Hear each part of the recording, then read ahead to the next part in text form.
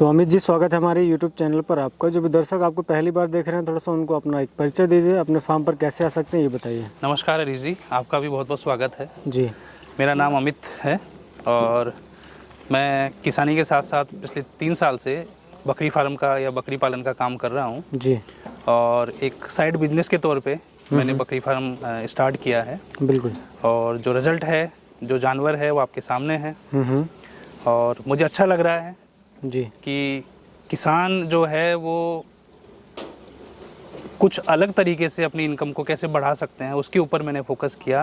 क्योंकि जो traditional agriculture है वो तो एज इट इज चली रही है, वो हम सब जानते हैं। बिल्कुल बिल्कुल। लेकिन उसमें अब वो बात नहीं है जो टेक्नोलॉजी के साथ काम करने पे आती है। तो मैं उधर भी मेरा फोकस जो एग्रीकल्चर है उसमें भी टेक्नोलॉजी को यूज़ कर रहा हूँ। प्लस साथ में जैसे जो जानवर है हमारे गाय भैंस, उनमें क्या है कि आजकल चारा बहुत महंगा हो रहा है, दूध बहुत कम रेट में डेयरी में जा रहा है, खर्चा बहुत ज़्यादा होता है उनमें, मेहनत बहुत ज़्यादा लगती है।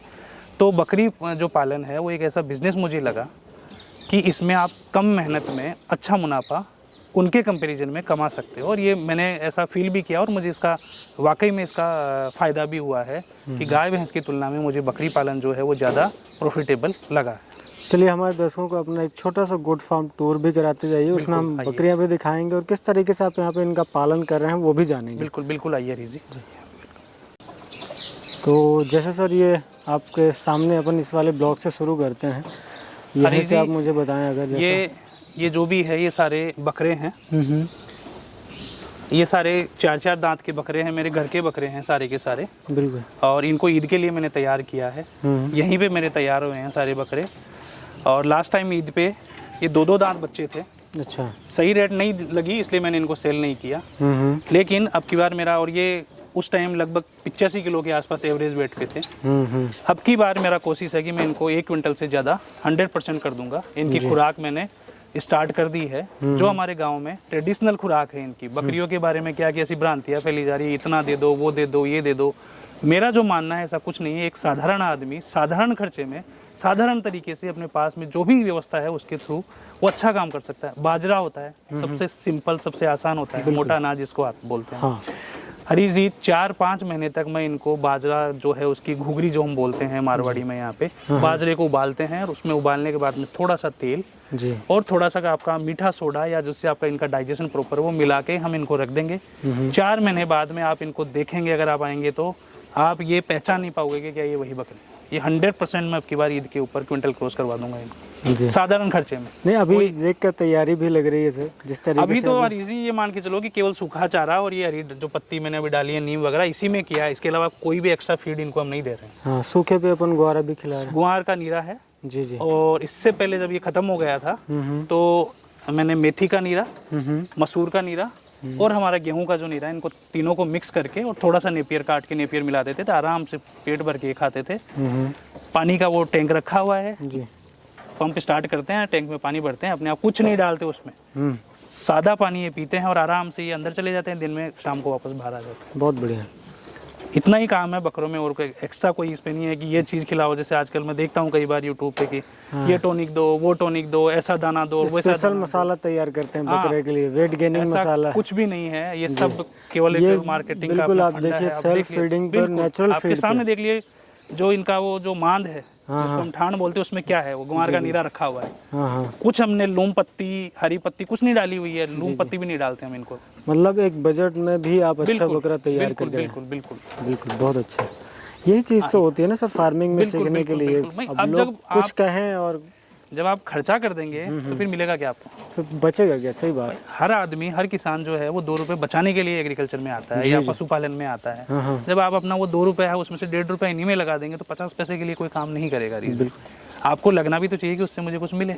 जी बिल्कुल। चलिए अपन सर, मुझे थोड़ा सा ये, जैसे यहाँ आ जाइए सर, मुझे थोड़ा सा ये बताइए कि जैसे भाई आप खेती किसानी कर रहे थे तो फिर बकरियों के ऊपर क्यों आया? मतलब आपने क्यों सोचा कि यार मुझे बकरी करना चाहिए? आप डेयरी पे जा सकते थे, आप दूसरे आयामों पर प्रयास कर सकते थे, बकरी क्यों चुना? थोड़ा सा ये मुझे बताइए। बकरी पालन ही क्यों? क्योंकि आजकल का जो पढ़ा लिखा युवा है ना, बहुत सारे ऐसे यूट्यूब वीडियोस देखता है जिसमें लाखों और करोड़ों की बात करी जाती बिल्कुल है। बिल्कुल बिल्कुल तो वो बात कितनी सच है, और फिर आखिर कर रहे हैं आप पिछले 4 सालों से, तो भाई आखिर आपने बकरी पालन क्यों चुना? मेरा प्राथमिक सवाल यही रहेगा आपसे। हरीश जी, इसमें देखो दो चीज़ें हैं।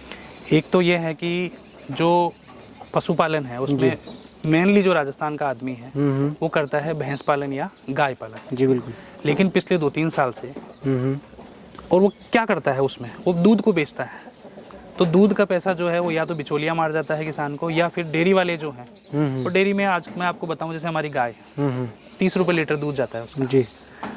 22 रुपये या 23 रुपये किलो तो उसका फीड आता है। वो तो केवल फीड की मैं बात कर रहा हूँ, चारा मेहनत तो अलग है। जब आप उसका हिसाब निकालेंगे ना तो आपको बिल्कुल बराबर मिलेगा उसका जी। आय और जो खर्चा है वो बिल्कुल बिल्कुल बराबर हो जाएगा। तो क्या मतलब है, इतनी मेहनत करें और फिर भी हमें कुछ नहीं मिले। चारा भी आता है उसका महंगा आता है। अब बकरी पालन को हालांकि मैंने भी, जैसे मेरे 2-3 साथियों ने कर रखे हैं फार्म, फिर मैंने भी कुछ यूट्यूब पे वगैरह जैसे अच्छे चैनल्स देखे। इसमें आपका भी चैनल इंक्लूड है क्योंकि मैं काफ़ी टाइम से आपको भी फॉलो करता रहा हूँ। और आपका जो ऑथेंटिसिटी मुझे लगी थी कि हाँ यार ठीक है, कोई आदमी है जो कम से कम सच्चाई पे काम कर रहा है जी। तो वो देखा तो मुझे लगा कि इस पे काम किया जा सकता है। तो मैंने बहुत ही लिमिटेड नंबर से स्टार्ट किया। मैं 10 बकरियां लाई था, छोटी छोटी। बिल्कुल। मैं ऐसे नहीं कि पूरी बड़ी बकरियां लेके आ गए, मैं पट्टे जिनको बोलते हैं, मैं 8 पट्टों से स्टार्ट किया था मैंने। और मुझे लगा कि उनमें फ़ायदा है, तो फिर मैंने 6 महीने बाद में 10-12 बकरियां खरीदी। उस टाइम मैंने गुजरी पे काम किया था और मेरे पास तब तक 2 साल के अंदर बढ़ते बढ़ते वो लगभग 50-55 गुजरी बकरियां बच्चे उनके मेरे हो गए थे। फिर थोड़ा सा और सर्च किया, मेरे 1-2 दोस्त हैं, उन्होंने कहा कि यार थोड़ा सोजत पे काम करना चाहिए, इसका रेट अच्छा मिलता है आपको।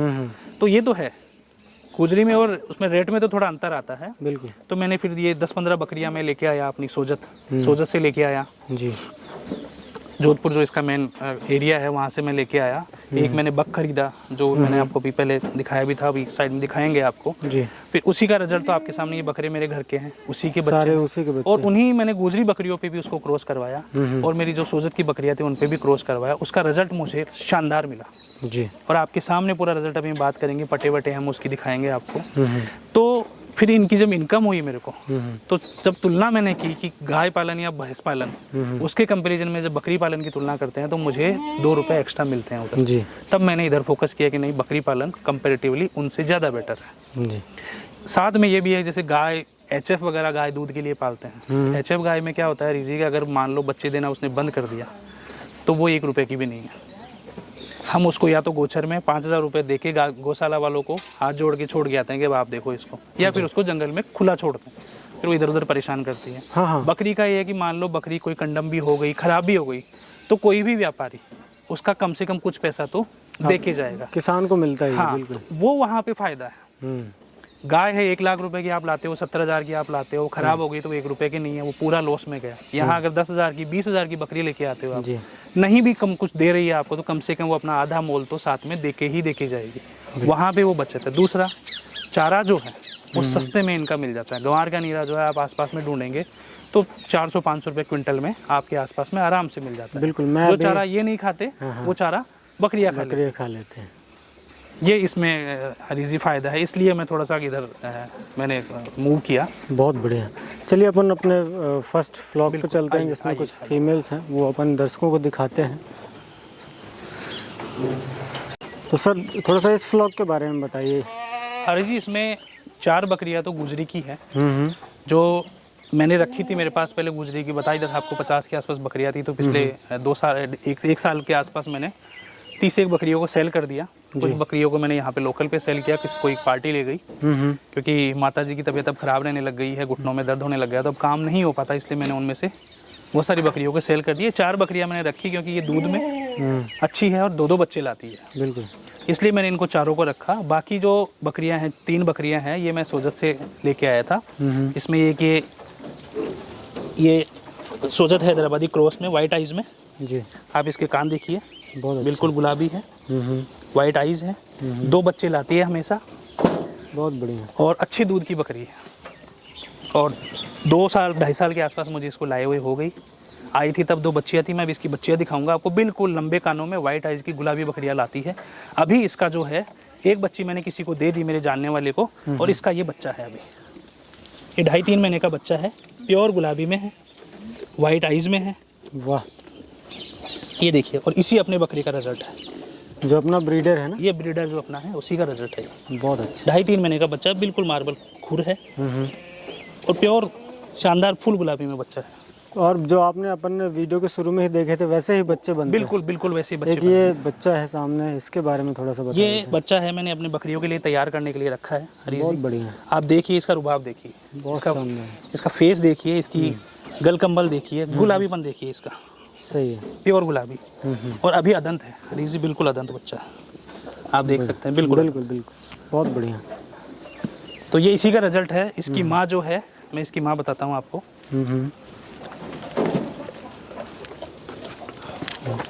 ये इसकी माँ है इस बच्चे की। बहुत बढ़िया। ये भी गुलाबी में है और ये बहुत अच्छी दूध की बच्ची है।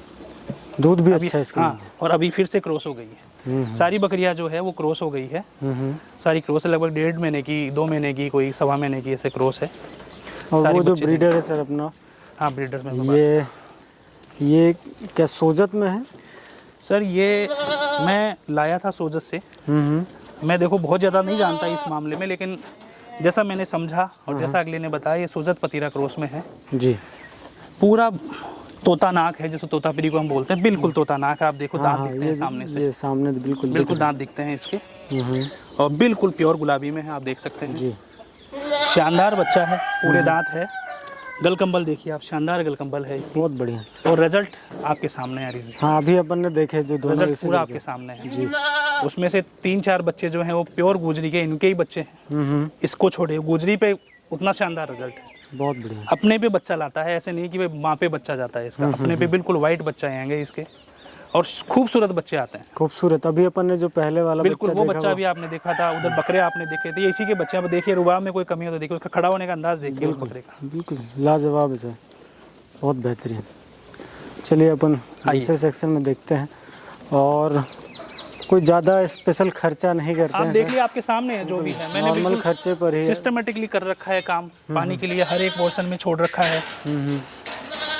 पानी में दिन में जैसे वो बाजरे की राबड़ी वगैरह हम सुबह बनाते हैं आजकल, तो वो राबड़ी पिला देते हैं उसमें, पतला पतला उसको पीस के जी चक्की में, और उसका रबड़ी बनाते हैं, मतलब गांव में हमारे राबड़ी बोलते हैं उसको। उससे क्या आता है कि सर्दियों में इनको थोड़ी गर्मी मिलती है और इससे पुष्टाई आती है, तो अच्छे से पानी पी के बिल्कुल तैयार हो जाते हैं बकरियां। इसका मतलब मैं थोड़ा सा गलत टाइम पे आया हूँ। हाँ, आप अगर दिन में आते हाँ, कभी मैं तो बिल्कुल लाइव समय सर से लूँगा, और एक दिन पहले आके फिर वो अपन बिल्कुल पूरा शेड्यूल उसका बनेगा ना, बिल्कुल वो सारी चीजें आपसे मैं निकाल लूंगा। बिल्कुल मतलब अपना पूरा इनका खाने का पीने का पूरा शेड्यूल अपन उसको, हाँ, एक जो पूरा दिन होता है वो कैसे निकलता है, बिल्कुल गोट फार्मर का कैसे रहता है, हम वो जरूर कवर करेंगे। बिल्कुल। चलिए उस वाले बाड़े में कुछ बकरियां हैं वो देख लेते हैं। और मुझे बहुत अच्छा लग रहा है सर, क्योंकि ये जो जिस जगह पर अपन है ना, ये गुजरी का बेल्ट है। ये गुजरी का बेल्ट है, बिल्कुल सर, गुजरी का बेल्ट है। और यहाँ पर आपने यहाँ से 400 किलोमीटर दूर की बकरी जो है वो आप लाके, और देखिए इनकी तैयारी देखिए, पूरी की पूरी बकरियां स्टॉल फीडिंग पे सेट है। सबसे प्लस पॉइंट है। मतलब मैं इनको अभी 1 महीने में जब खेत खाली हुए तब मैं इनको बाहर लेके जाने लगा हूँ, अदरवाइज ये पूरी गर्मियाँ, पूरी बरसात में अंदर ही थी। बहुत बढ़िया, कहीं कोई दिक्कत नहीं है। स्टार्टिंग में जब मैं लाया था गुजरी बकरियां, मुझे दिक्कत हुई, क्योंकि गुजरी बकरी का यहाँ माना जाता है कि जब तक आप उसको ग्रेजिंग पे नहीं लेके जाएंगे तब तक वो सेट नहीं हो सकती। जी। लेकिन हरीजी भगवान की कृपा रही कि मेरी जो भी मैं बकरियां लाया वो सारी की सारी अच्छे से सेट हो गई, और अब उनके बच्चे जो हैं वो तो यहीं पले बड़े हैं, तो उनको तो मेरे ख्याल से कोई दिक्कत नहीं है। बहुत अब आपके सामने है सारी चीज़ें। बहुत बढ़िया। कुछ बकरियां देखते हैं सर, फिर मैं कुछ और चीज़ें आपसे जानूंगा। जो नए हमारे फार्मर हैं वो किन बातों का ख्याल रखते हुए अपने फार्म को शुरू करें। ये देखिए, अरे जी ये देखिए आप, और अभी ये 1 महीने की क्रॉस है, लग रही है जैसे अभी बच्चा देने वाली है। आप देखिए, ये सोजत है, प्योर सोजत है ये। बहुत बढ़िया। और इसकी जो बच्चियां हैं वो बच्चियां हैं, एक तो इसकी बच्चियां, ये अब की बार सेकंड टाइम भी आएगी रिजी। इसकी फर्स्ट टाइमर की बच्ची एक तो ये रही। अब ये देखिए, अब आप देखिए, मदर सोजत में, और हाँ, ये गुलाबी में बिल्कुल, और ये प्योर गुलाबी मार्बल खुर है, और मार्बल सींग है, और स्पॉटलेस है सर, बिल्कुल स्पॉटलेस। आप देखिए, स्पॉटलेस है, और वाइट आइज में है। हाँ, बिल्कुल ब्रीडर white की वजह से। बिल्कुल बिल्कुल। लंबे खुले कान, बेहतरीन।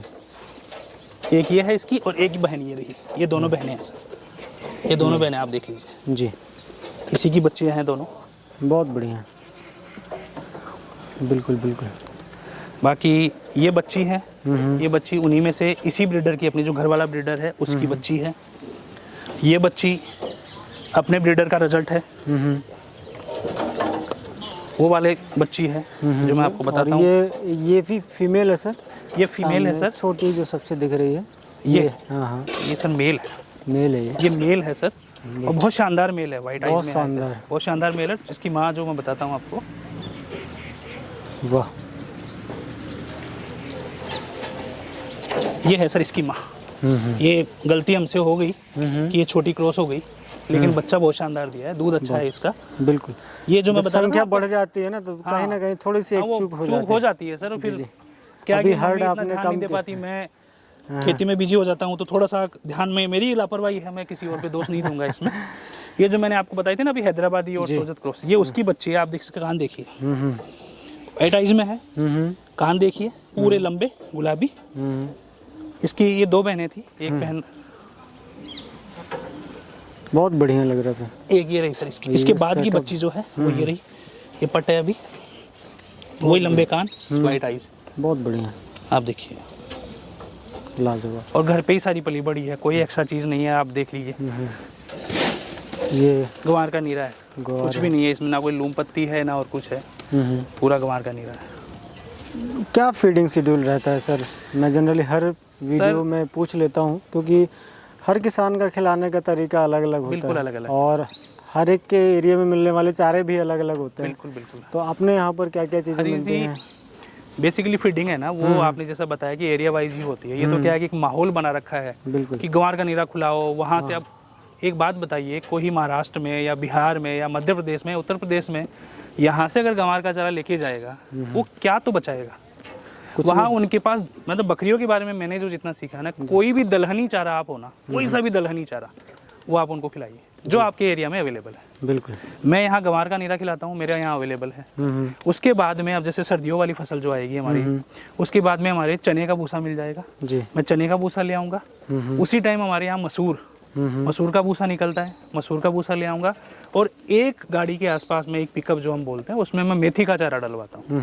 मेथी का चारा क्या, थोड़ा सा एक तो ठंड करता है, एक जो इनके जो वात रोग जिसको हम बादी बोलते हैं, उस बादी से बचाता है। तो वो तीनों गाड़ियाँ मैं रखवा के इनकी मिक्स करके फिर मैं वो डाल देता हूँ। तो सीजनेबल है, ऐसा भी नहीं है कि मैं 12 महीनों ही गंवार का नीरा खिला रहा हूँ। जस्ट अभी गंवार का नीरा अवेलेबल है, मैंने वो डाल दिया, 4-5-6 महीने ये चलेगा। जैसे ये कम होगा, मैं मसूर का चारा, मेथी का चारा और अपना चने का चारा, ये मिक्स करके वो डालने लग जाऊंगा। कोई दिक्कत नहीं होती मेरे। कोई कहता है कि इनसे मिसकरेज हो जाता है, कोई कहता है कि इससे ये दिक्कत हो जाती है, बकरियां कमजोर। बहुत सारे लोग, अक्सर मैं सुनता हूँ, जैसे चने के ऊपर काफी लोग कमेंट करते हैं, मूंगफली के बारे में कहते हैं कि ऐसे मोटी हो जाती है, लेकिन वात रोग बादी बढ़ जाती है। कुछ नहीं होता अरे जी, इनको जैसा आप रखेंगे, बस प्यार तो चाहिए इनको। नहीं ठीक है, वो चीज़ मैं मानता हूँ कि चलिए एक्सेस पे अगर हम कोई भी चीज़ ले रहे हैं तो वो तो नुकसान करेगी, परंतु अगर हम एक बैलेंस डाइट के रूप में अगर दे रहे हैं तो वो बिल्कुल। अब जैसे अभी सर्दियों में नेपियर मेरी डाउन हो गई, बरसात में और गर्मियों के बाद में मेरी नेपियर बहुत शानदार होती है, तो मैं मिक्स करके डाल देता हूँ। नेपियर शानदार खाती है, उसमें कोई दिक्कत नहीं होती।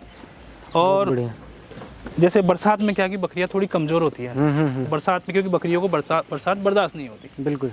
तो बरसात में हम क्या करते हैं, जो पशुआर आता है ना, जिसको हम बेला बोलते हैं यहाँ पे, हाँ, जो पैलेट होता है, पैलेट जो होते हैं, वो पैलेट्स इनको डाल देते हैं ऐसे सूखे, और कुछ नहीं करते, सूखे पैलेट्स डाल देते हैं। उनको खा के पानी पी के आराम से तैयार रहती है। तो उससे जो बरसात में कमजोरी होती है इनकी, जो वीकनेस होती है ना, वो वीकनेस से दूर हो जाती है। बिल्कुल। इसके अलावा हम कुछ एक्स्ट्रा नहीं है। अब आपके सामने नीम है, अभी बच्चे ने नीम ला के काट के डाल दिया, बस ये तैयार हो गई। अब 3 बजे इनको शाम को खाना डालते हैं, 3 बजे बाद में घंटे भर में खा लेती है। थोड़ा सा नीम ला के डाला, फिर इनको फ्री कर देते हैं। 7-7:30 बजेंगे, अपने आप अंदर चली जाएगी जी। सुबह इनको 8 बजे निकालते हैं। सर्दियों में इसको थोड़ा और लेट करेंगे, 8:30-9 तक भी हो जाएगा, थोड़ी थोड़ी धूप इनको लग जाए तब हम निकालेंगे। गर्मियों में ये 7 बजे इनको फीड स्टार्ट करवा देते हैं। बरसात में और देखते हैं कि बरसात हो रही है या नहीं, तो अंदर बाहर के हिसाब से हम 7-7 बजे के आसपास फीड दे देते हैं इनको। वही सूखा चारा सुबह, वही सूखा चारा शाम को क्या करते हैं कि नेपियर वगैरह वो इसमें मिक्स कर देते हैं। नॉर्मली खाली पेट हम बचते हैं किसी प्रकार का कोई भी हरा चारा देने से, वो कई बार क्या फूड पॉइजनिंग बना देता है। नॉर्मली होता नहीं है अक्सर, लेकिन मान लो जैसे कोई ओस की बूंदे कहीं आ रखी है या फिर किसी ने मकड़ी का कोई जाला उसमें हरे उसमें लगा हुआ है, बिल्कुल तो कई बार किसी बकरी को किसी बच्चे को क्या थोड़ा परेशानी में डाल देता है, बहुत अच्छा। तो उससे हम बचते हैं नॉर्मली। बाकी इनका यह है कि बहुत आसान जानवर है, बहुत अच्छा जानवर है, इनको आप जैसा रखेंगे जैसा डालेंगे ये उसके ऊपर ढल जाएंगे। तो नए लोगों के लिए क्या मैसेज है सर, किस तरीके से वो अपने काम को शुरू करें? क्योंकि मैं बहुत सारे लोगों को देख रहा हूँ कि अभी जो हमारी केंद्र सरकार के द्वारा चलाई जा रही योजना है जी NLM को लेके एक पीछे होड़ लगी हुई है, हज़ारों किसान जो हैं वो आवेदन कर रहे हैं, परंतु जो बेसिक चीज़ होती है उससे वो कहीं कोसों दूर है। तो ये थोड़ा सा बताइए कि किस तरीके से भाई वो अपने काम को शुरू करें।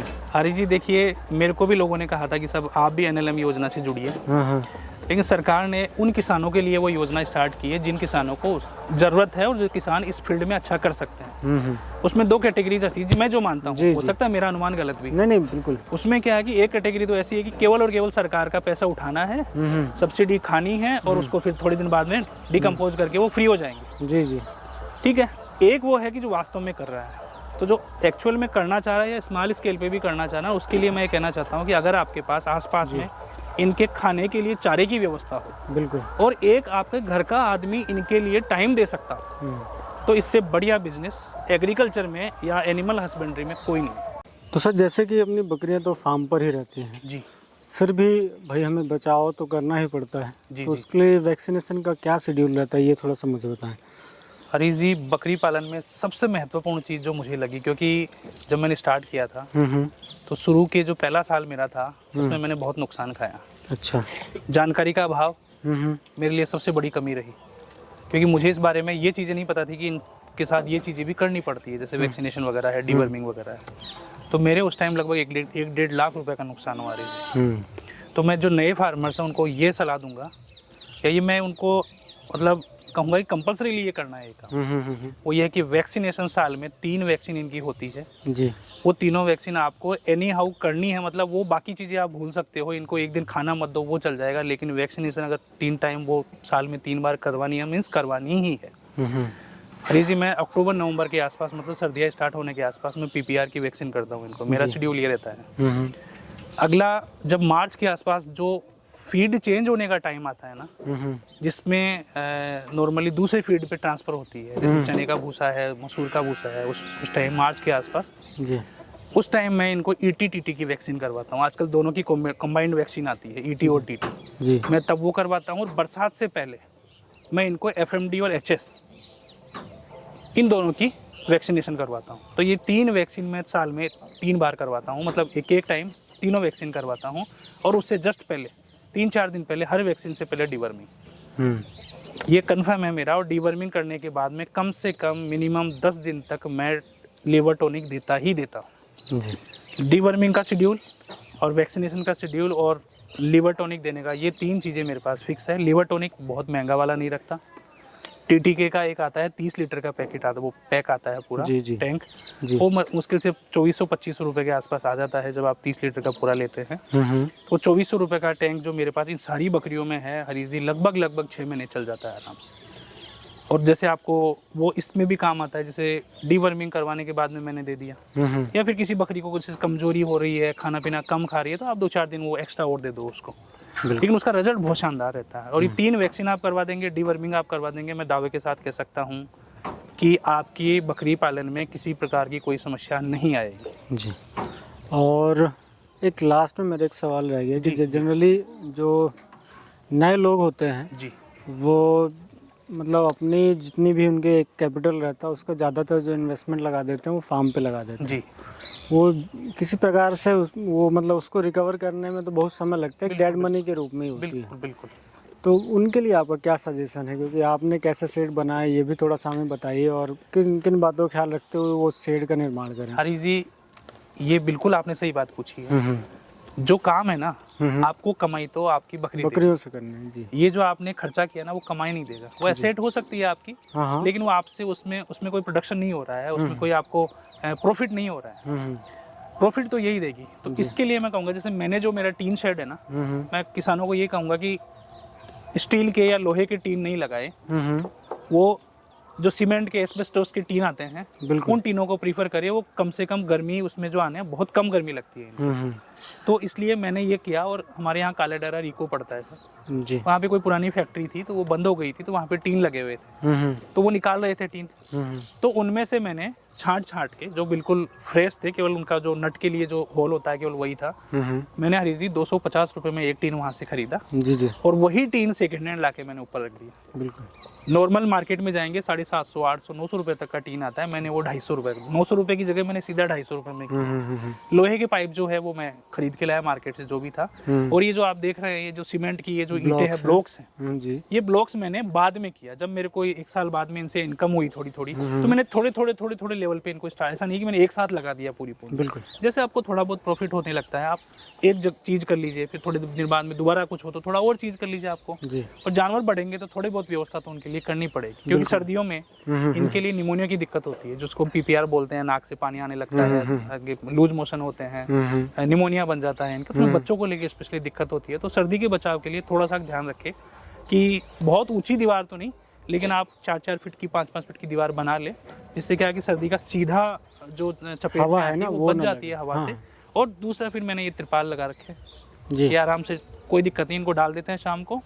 और एक चीज़ मैं रीजी आपको बताऊं अपनी तरफ से, सर्दियों में हर एक किसान पालक जी एक काम अवश्य रूप से करे जी। बिल्कुल बहुत ही आसान, बहुत ही ईजी, बिल्कुल 0 खर्च का उपाय है, जिससे सर्दी में बचाव, मतलब आप बहुत हद तक अपने जानवरों को बचा सकते हैं। वही है कि गंवार का नीरा है, अब ये गंवार के नीरे में जो मोटे मोटे जो उसके डंकल जिसको हम बोलते हैं वो बच जाते हैं, वो हम इसको खाद के रूप में या इसको हम वेस्ट के रूप में फेंकते हैं। आप इनको इकट्ठा कीजिए, इनके नीचे शाम को 8 बजे जब आप अंदर डाल देते हैं, चारों तरफ से आपने तिरपाल लगा दिया, कहीं कोने में लगा के, और उनके आप नीचे आग लगा दीजिए। तो आग आपको कैसे लगानी है, ऐसे नहीं कि वो पूरी तरीके से जल जाए, उसमें नीचे थोड़ी लगा दीजिए, फिर उसके ऊपर ये डाल के, तो वो धुआं है ना, वो 1-1.5 घंटे तक पूरा एक इतना ढेर 1-1.5 घंटे तक पूरे में धुआं कर देगा। वो धुआं जो है ना, वो आपके बकरियों को सर्दियों में बचाने का बहुत बड़ा उपाय है।